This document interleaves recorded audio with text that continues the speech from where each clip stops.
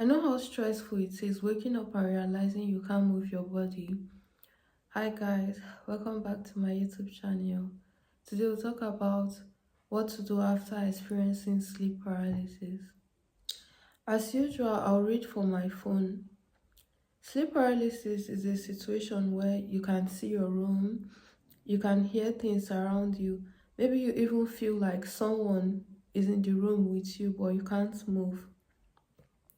And when it finally stops, you are left thinking, what just happened to me?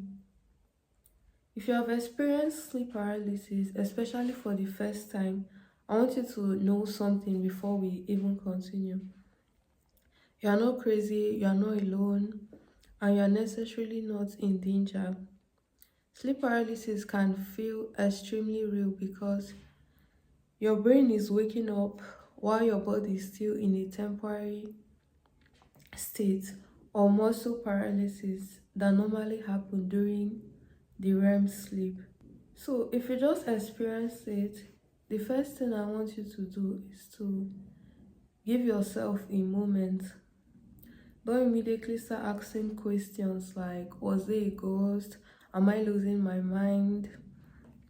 Or any random questions. Because your brain has just gone through something scary. So it's important to give yourself time to calm down. And in today's video, I'm going to be talking about what you can do after sleep paralysis, because what you do immediately afterward can help you feel less frightened.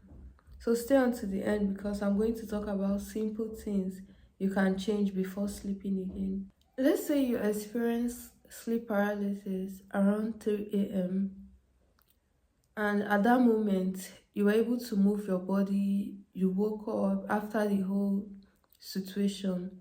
The first thing to do is just to distract yourself like immediately so that you not enter a full panic mode, because we are humans and naturally we tend to be scared of supernatural things like, oh, all of a sudden are they spirits, are they ghosts?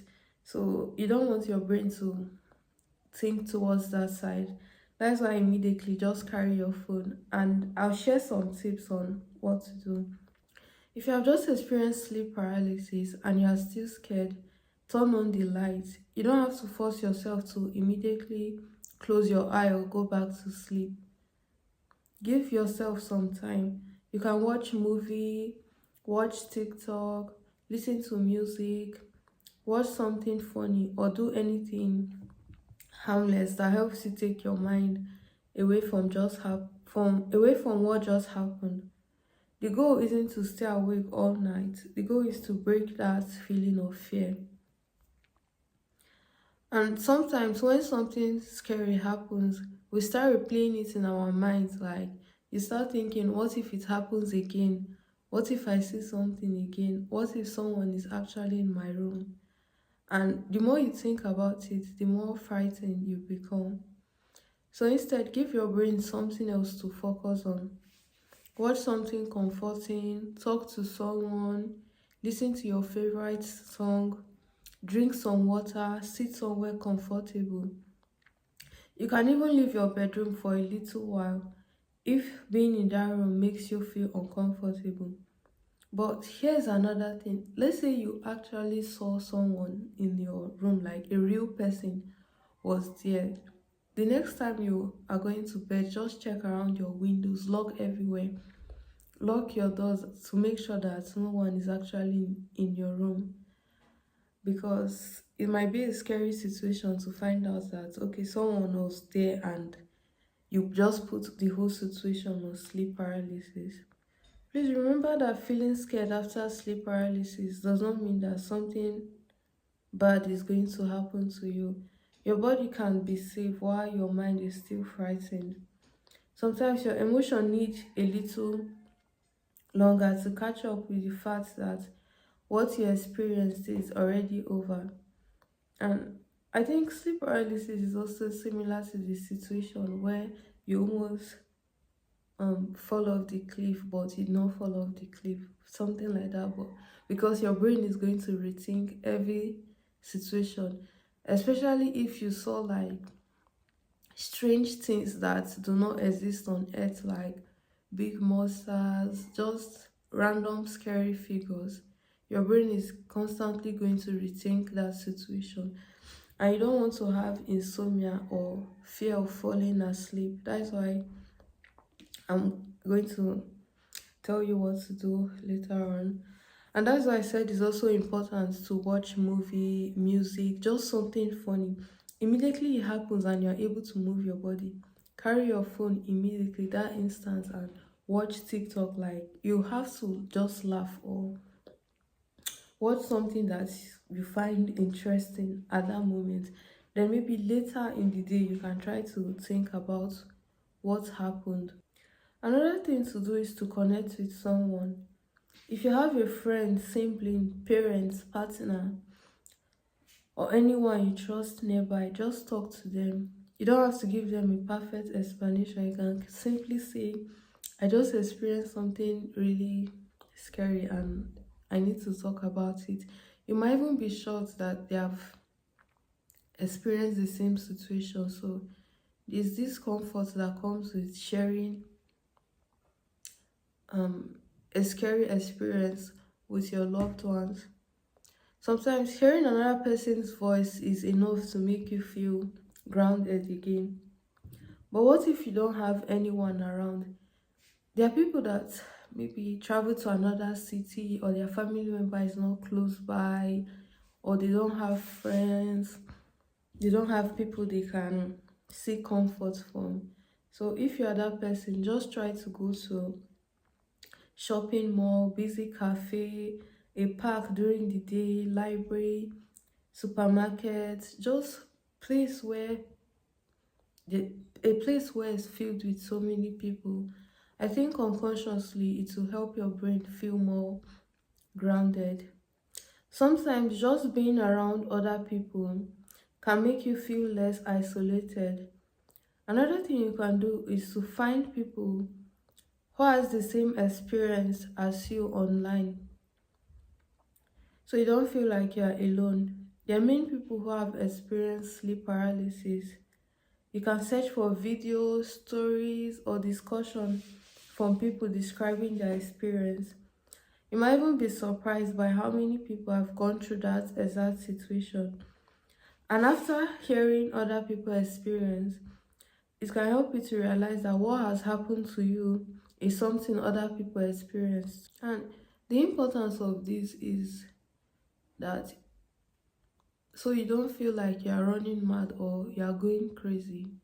Yeah. Now let's talk about something interesting.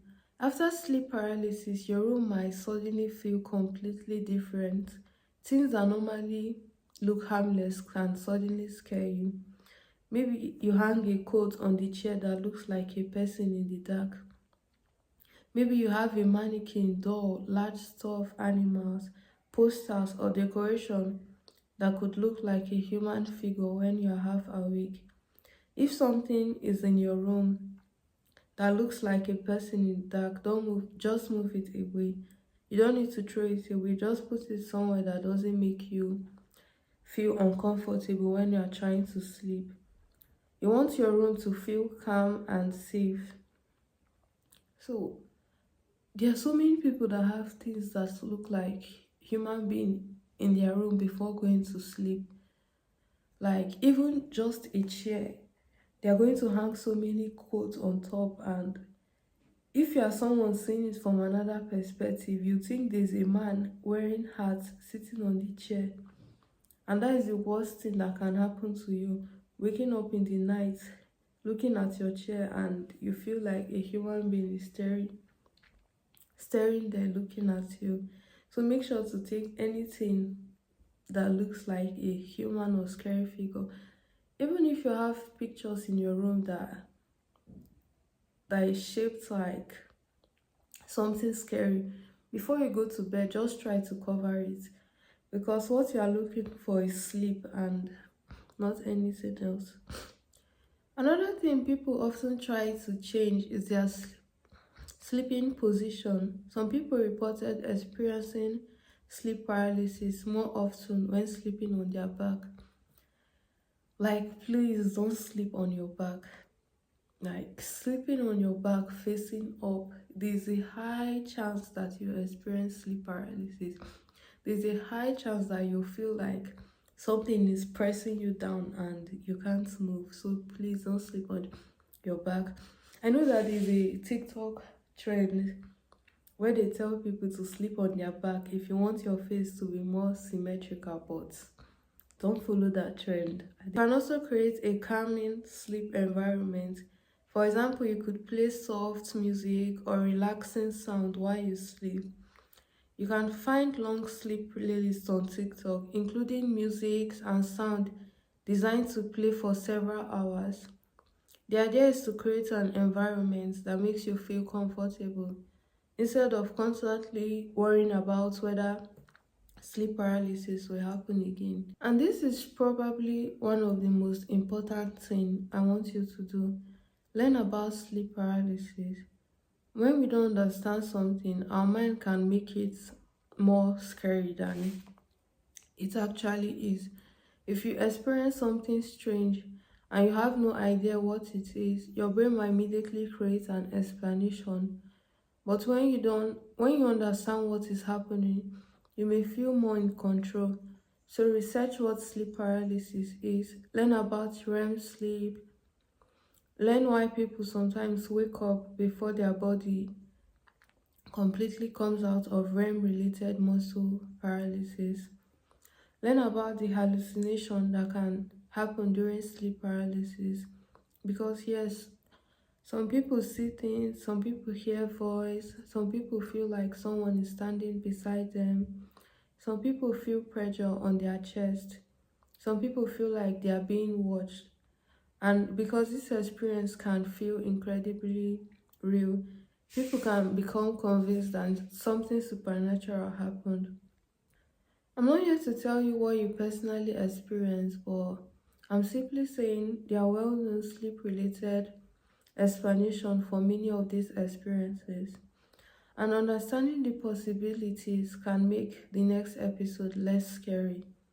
I don't know if there's a solution to sleep paralysis, but what I know of is that there's an after solution. Recently, if you feel lost and you don't know what to do with your life, make sure to check the description below this video. I've attached 82 business and income ideas. It's a practical guide that can help you choose an idea that suits you. Alright, so if you experience sleep paralysis, I want you to remember these four things. First, calm yourself down. Second, take your mind off it. Third, don't isolate yourself with fear. Fourth, make your sleeping environment comfortable. So, and finally, educate yourself on the whole situation. I also want to add something important. If you're experiencing sleep paralysis very often, and if it's seriously affecting your sleep or daily life, if you're having unusual experience while fully awake, please consider talking to a doctor or a qualified healthcare professional. You can simply explain what you have been experiencing and let a professional help you understand it. Thanks for watching. If you enjoyed this video, don't forget to like, share, and subscribe. Also, share it with your friends, your family, loved ones that are also experiencing the same situation.